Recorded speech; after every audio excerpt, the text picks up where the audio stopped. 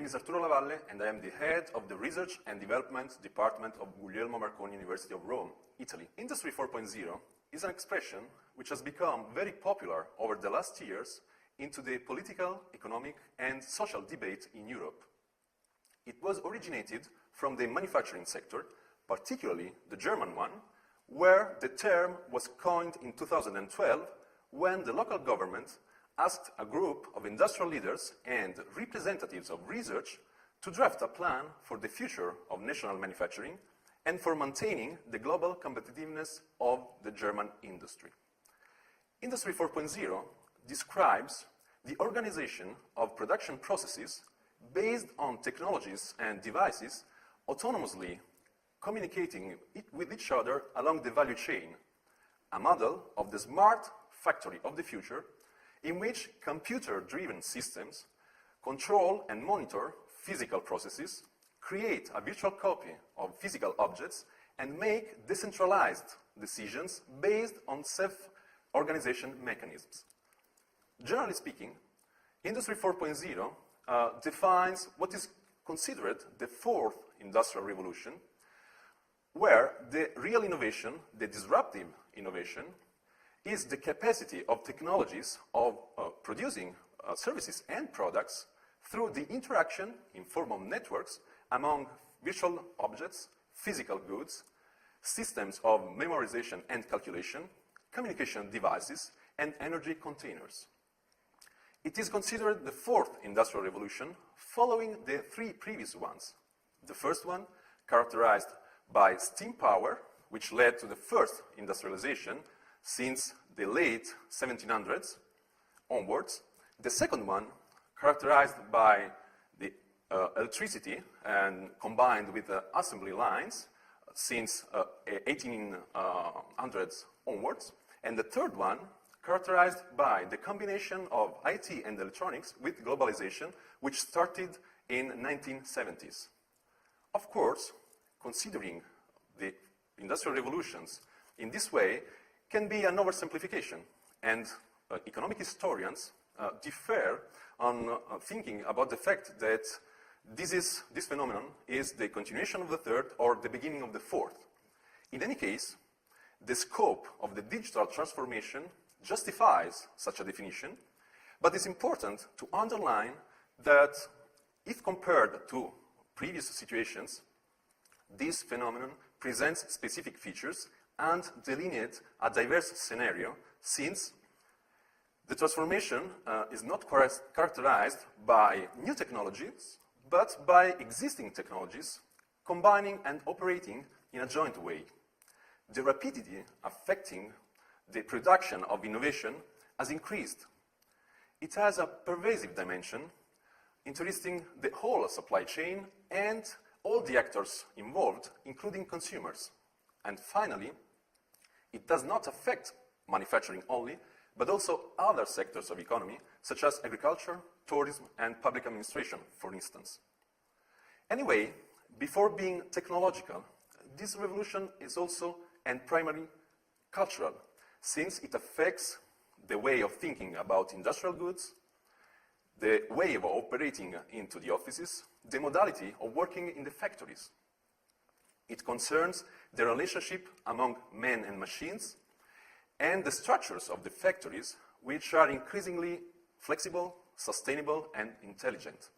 It finally regards the relationships among enterprises, since, born in the big industry, this revolution is permeating also small and medium enterprises, modifying the supply chain and the set of competencies which are required in order to compete in the market.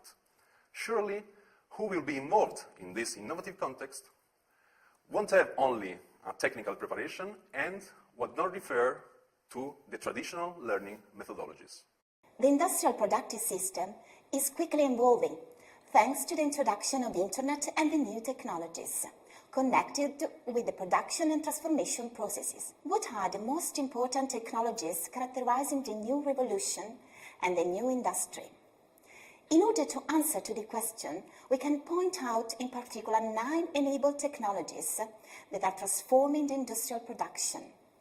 The first one, autonomous robots.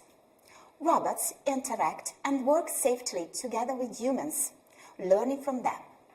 Robots, of course, cost less and have a greater range of capabilities of functions than those used in industrial production today. The second enabled technology is simulation. It's generally used to assess real-time data and recreate a physical world in a virtual model. Simulations can involve machines, products, or humans. Between intelligent and interconnected equipment simulations will increase the productivity and finally will optimize the industrial process achievements. The third enabled technology is horizontal and vertical system integration, meaning that integration of information and data is implemented in all the areas of the supply chain. Thus, as a cross-company, the departments, functions, and capabilities become much more cohesive, and industrial processes benefit from a universal data integration. The next enabled technology is the Industrial Internet of Things.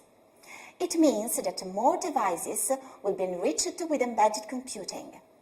Internet of Things implied also to decentralize analysis and decision-making process, to enable real-time responses and a multi-directional communication. Then, cybersecurity, enabled technology. Safe, reliable communication and a complex identities to access data are essential in a new industry era. New security rules are definitely required to protect data, more and more exposed to the dangers of external attacks. With increased connectivity, as well as the use of standard communication protocols, the need to protect critical industrial data from cyber threats increases significantly. The next, the cloud. It means that Industry 4.0 fosters the implementation of cloud computing solutions and data management in open systems. Such technology allows the rise of data sharing across sites beyond company boundaries and minimize reaction time to just several milliseconds. Then, the additive manufacturing. It means that Industry 4.0 engage systems of production that improve the resource efficiency of materials, as the 3D printer connected to softwares of digital development. At the same way, advanced manufacturing solutions ensure high flexible and performing industrial process. Later on, the augmented reality. It means to use augmented reality systems to support production process. It can support several services or provide workers with real-time information to improve decision-making and work procedures. Finally, the ninth enabled technology is big data and analytics. It means that industrial processes need to make an analysis of a large amount of data to optimize production processes. It is essential in the Industry 4.0 era, the storage, elaboration, and assessment of data coming from different sources in order to support real-time decision-making. As a conclusion, we can highlight that the scenario characterized by the new economy, it is essential for the university, students, and academics to be aware of the potential of Industry 4.0 in order to rediscover a new future growth. Hello, my name is Alessandra Pieroni and I am a professor in computer science engineering at Guglielmo Marconi University, Rome, Italy. Concerning the work organization, we know that the smart factory represents a step forward from more traditional automation to a fully connected and flexible system. An environment where the use of a constant stream of data from connected operations and production systems is adopted to learn and to adapt the factory to new demands. We can imagine the smart factory as a flexible system able to self-optimize performances across a wide network, to learn from new conditions in real or near real time, and autonomously run entire product processes. In this context, the Industry 4.0 based smart factory should be connected, optimized, transparent, proactive, and agile. Why connected? As said above, the smart factory requires the underlying processes and materials to be connected to generate data that are required to make real-time decisions. Optimized. An optimized smart factory allows operations to be executed with minimal manual intervention and high reliability. Transparent. In the smart factory, the collective data are transparent. In other words, real-time data visualizations can transform data captured from processes or products and convert them into workable actions, either from humans or autonomous decision-making. Proactive. In a proactive system, the system should anticipate and act before the arising of issues or challenges, rather than simply reacting after they occur. These characteristics means identifying anomalies, refresh the inventory, identifying and predictively addressing quality and safety issues. Why Agile? Agile flexibility allows the smart factory to adapt to schedule and product changes with minimal intervention. Thanks to the above-mentioned features, the Industry 4.0 based smart factory are able to self-configure the equipment and the material flows depending on the product and schedule changes, and then see the impact of those changes in real time. Concluding, the Industry 4.0 revolution connects the embedded system production technologies and the smart production processes to lead the factory towards a new technological age able to radically transform industry and production value chain and business models. Concerning the need competencies, we know that a smart factory does not necessarily translate into a fully automated factory. People are expected to still be in the center of the operational process. However, the smart factory can cause profound changes in the operations and IT organizations, resulting in a new assessment of rules to support the new process and capabilities. As mentioned above, some rules may no longer be necessary, as they may be replaced by robotics, physical or logical, process automation, and artificial intelligence. Other rules, indeed, may be increased with new capabilities such as virtual augmented reality and data visualization. New rules will emerge. Managing change to people and processes will require an agile, adaptive management capability, able to face any requirements of the new smart factory problem. This transformation of the work environment will necessarily change the job profiles and therefore requires employees to be outfitted with a wide range of competencies. In the Industry 4.0 based smart factory, a wide range of work profiles will require a higher education, while the workforce base will be mostly replaced by automated processes. Thus, the success of any industry depends not only on the machine deployed for manufacturing, but also on the labor force employed. For the World Economic Forum, indeed, it is important that the employees have the required skill set to operate efficiently. The required capabilities are abilities in terms of cognitive analytics, physical abilities, and system skills. Basic skills in terms of content skills, process skills, and complex problem-solving skills, and cross-function skills in terms of social skills, resource management skills, and technical skills. The use of enabled technologies connected with the new generation entails specific technical skills. New business models and inclusion in high competitive markets imply advanced managerial competencies. The complexity of production processes and organizational models asks for new transversal skills. When we speak about a competencies model, we mean a valid, observable, and measurable list of abilities, competencies, and characteristics demonstrated by the behavioral results within a specific working context performance. In other terms, a competencies model is a set of competencies including key behavioral characteristics that are necessary to excel in a specific role performance. This concept perfectly matches with Industry 4.0 needs. It contributes to identify the necessary competencies for a precise role within an approach focused on excellence. High competitive businesses, high-level markets make the attention toward excellence essential. The creation of a competencies model requires technical tools that could be different depending on their business. However, it is possible to point out common features. The logical structure could be based on top-down model of competencies, meaning that it starts with the manager role, who is responsible for other collaborators. Medium-large industrial realities usually prefer this approach. In the core competency framework, we can list the technical and the leadership competencies strictly linked to the technical and leadership behaviors. On the contrary, smaller industrial realities, in which the organizational structure is not so complex and the managerial role is quite reduced, prefer a bottom-up approach that starts from the analysis of competence and experience of collaborators.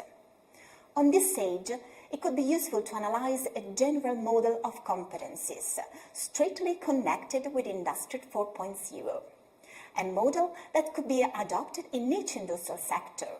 So any company that decides to choose the principle of the new paradigm and develops the enabled technologies. 8 competencies requested for Industry 4.0 and then mentioned. For each of them, it's possible to mention the competency dimension and the list of competencies detected. We will mention now just a few examples of that. The first one, leading and decided. For example, decided and initiating, decision-making and taking responsibility. Leading and supervising. And the second one, supporting and cooperating. For example, working with people, teamwork, collaborating, communication with others. Adhering to principles and values. And the third one, interacting and presenting. For example, relating and networking, persuading and influencing, presenting and communicating information, analyzing and interpreting. For example, writing and reporting, applying expertise and technology, and then analyzing. And then the fifth one, creating and conceptualizing. The sixth, organizing and executing. The seventh, adapting and coping. And finally, the last competence, the number 8, enterprising and performing, which includes the example, for example, achieving personal work goals, or entrepreneurial and commercial thinking. Then, at this stage, we can underline 3 steps for the detection of competencies requested in the Industry 4.0. The first step, mapping of existing competencies in a work population. The second step, competencies requested by the new productive processes. And the third step, identification of possible lags to cope with. The first one, on the basis of analysis, we can find a comprehensive map of the existing competencies in the active population. The second step, that is the analysis of competencies requested by the new productive processes, needs to be carried on together with the first step. In fact, both of them, developed, allow us to make the third one, the crucial one. The first step consists of identifying the competencies gaps on the basis of the first 2 phases. At the end of the 3 steps, the company will have either the list of missing competencies or the existing ones. Welcome, I'm Michele Petrocelli and we are going to talk about creativity and start with an analysis of Economy 5.0 and the effect of the 4th Industrial Revolution on the work market and the labor market and the work of the future and jobs of the future. So our topics today are, first, what is going on in the labor market and what are going to be the job of the future and the future of our jobs. And above all, what will be the key skills of next future in labor market. So, you know, new machine revolution means the 4th industrial revolution or the new machine age revolution. It is going to change our lives. We know we have a lot of advantages, a lot of economic advantages, because we have an increasing productivity of efficiency and effectiveness of our production, and also we reduce risks and fatigue, and also we can use big data. Big data give us the possibility to measure phenomena as never before, and then we can use machine also for decisions, because machine can maximize the rationality and rapidity of our decisions. But the problem is, what what's happening to the workforce market, to the workforce, to the jobs now? We have a report of World Economic Forum, and the World Economic Forum reports on the future of jobs say that we have a net loss of 5.1 million jobs.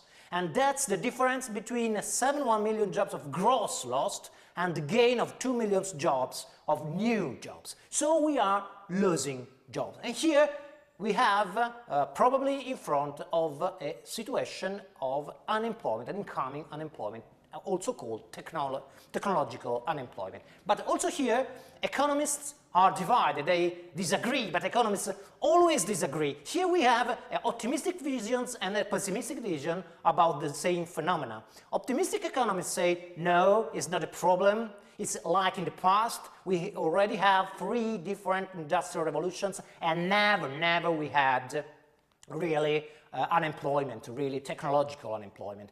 That's the same in this case because the increasing of productivity will create new markets, new jobs, and so the new jobs means new opportunities, and we can recover all the jobs we are losing with the transition from the automation and the machine age revolution. But the pessimistic economists say, okay, that's true, in the past it happened, but it's different, really different now because the change is so fast. If we have a so fast change, we are not able to convert the workers into new workers. We can make them have the right skills of the new systems. But so, the two positions, I don't know who really will be right on this point, but the only thing they solidly agree, is that we are going to have a really great skill gaps. It means that skill that people currently have are different from skill needed for the new market. So now we have to ask what are those new skills, and in particular how can we develop them. So first of all, we can ask ourselves what machines are going to do in the productivity market, and what human beings are still better able to do. Of course, machines are for sure better when we talk about efficient and productive tasks, when we have something that is a large number of cases, when we have solid statistic, well-known tasks, and also when we have a problem solving but connected with already known problems. Humans are still better when we talk about non-efficient or productive job, when we have completely new tasks without statistics, without any history about. And human beings are still better when we talk about creativity, empathy, problem finding more than problem solving, ethics, moral and justice. So here you can see what are the top 10 skills according to World Economic Forum. In 2020, we have still the best one will be complex problem solving, but now we have that are so important: critical thinking, or also you can call it lateral thinking, creativity, and also emotional intelligence is completely new. We have it in the top 10 in 2015, and cognitive flexibility also it is a new skill. So we have soft skills that are so important. And so we have to develop, above all, creativity and lateral thinking. But what's creativity? To say what's creativity, in my opinion, I'm going to tell you a very old and famous story, the story of the 17 camels. A man in the Middle East died, and he wanted to divide his 17 camels, it's his will, among his 3 sons, but according to the law, 1/2 to the first son, 1/3 to the second son, and 9 to the third son. But you know it's impossible, because 17 can be divided by neither 2, by a third, nor a 9th. So they went to the old women of the town, and the oldest one said, okay, I have no solution, I can give you a solution, but I can give you my camels. So now the camels are 18 camels. 18 can be divided by 2, of course, so 9 camels went to the first zone. It's, of course, divisible by a third, so 6 camels can go to the second one, and it's divisible by a ninth, so 2 camels went to the third zone. Now you can make the sum. 9 plus 6 plus 2, it's 17. So you have 1 more camel that can be turned back again to the women. So you have the solution. It's a lateral thinking solution. No machine can be able to find this kind of solution. This is creativity. This is lateral thinking.